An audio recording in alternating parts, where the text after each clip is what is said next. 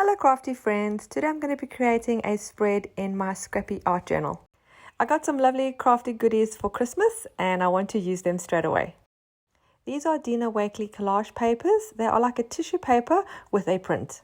I'm going to start with this printed textile. I'm just going to cut a piece that's going to fit across both pages of my spread.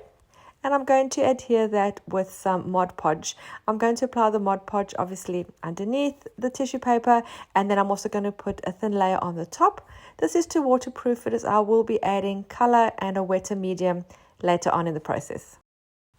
The scrappy art journal that I am working in is handmade. I have made it just using offcuts of scrapbook paper. I do have a tutorial on exactly how I made this. I will link that tutorial in the description box below. If you don't feel like making one for yourself or you don't have all the supplies, I am also selling these in my Etsy shop. The link will also be available in the description box below. While the Mod Podge is still wet, I'm going to apply a thin layer of white gesso. The reason I do this is to push all of these elements into the background. I believe this gives it a cohesive finish and makes this sort of the basis for the rest of your page. It gives it a misty look and tones down all the elements. I don't make an even layer. Some areas are more concentrated than the others. We still want the background images and text to shine through.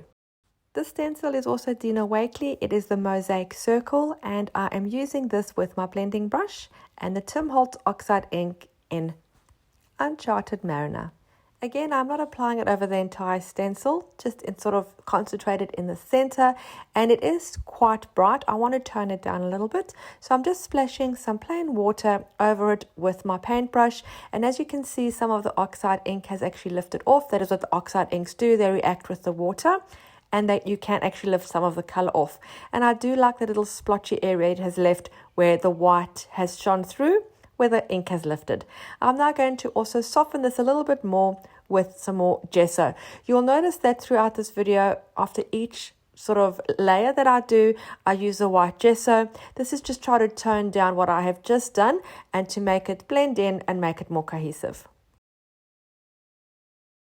I also like to leave a few areas quite plain and sort of just with the white gesso. You can see some of the underneath elements shining through, but I do like those plainer white areas. I think it creates a good contrast between the really busyness and bright of the other elements, and then you have the softer white ones, which creates a good balance.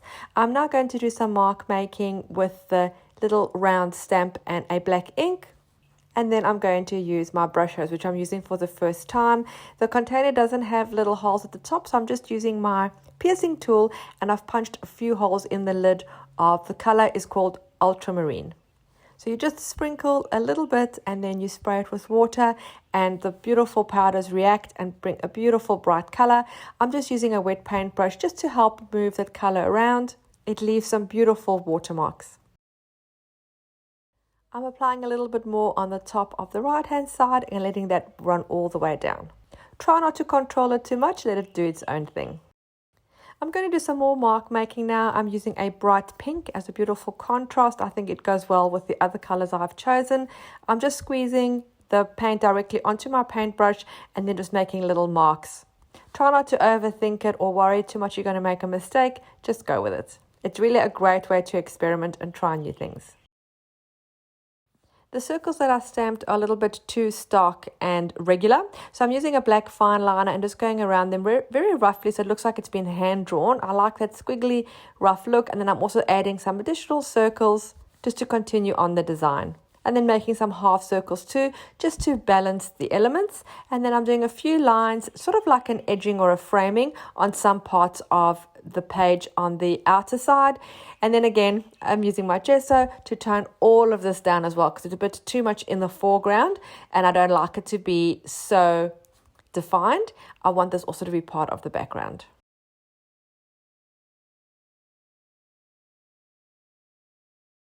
I'm now going to do some black splatter with some watered down acrylic. I think this black splatter again adds contrast and picks up the other black elements throughout the page. I'm concentrating more on the right top hand corner and the bottom left hand corner, but it's sprays sort of everywhere, which is fine. Not too much, just a little bit.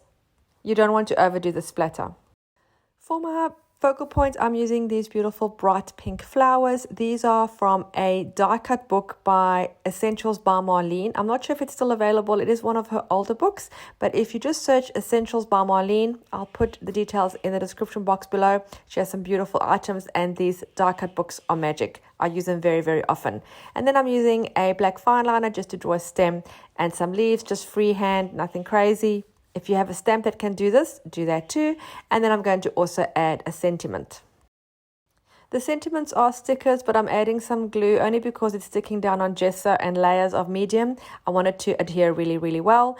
I'm then again using my black fine liner just to go around it, just to give it more of a finishing touch, so it's not just a sticker stuck down. It gives it a bit more pizzazz, maybe. I think that's the word I would use.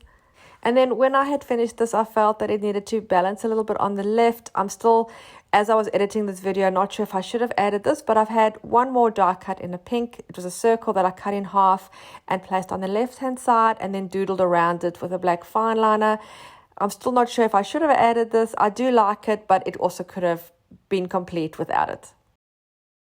I really hope you enjoyed this video and enjoyed watching me create my art journal page. I hope you were inspired to create your own. Do subscribe. I would love to see you. Come back and see more of my videos. Also hit the little bell so you're notified every time I upload new content. Thanks for watching. I'll see you again soon. Bye.